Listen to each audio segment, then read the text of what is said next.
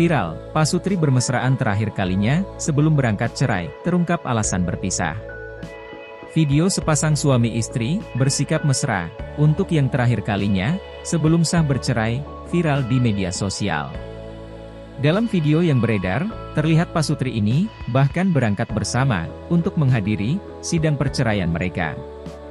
Di dalam mobil, keduanya menyempatkan waktu, bermesraan untuk terakhir kalinya, sebagai pasangan yang sah.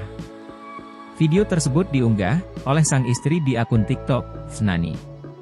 Sang istri mengaku, dirinya dan sang suami, sudah 3 tahun menikah. Namun sayang, rumah tangga tersebut, tak bisa dipertahankan, lantaran keduanya, selalu bertengkar. Lelah tak ada perubahan, keduanya pun memutuskan bercerai, dengan cara yang baik-baik.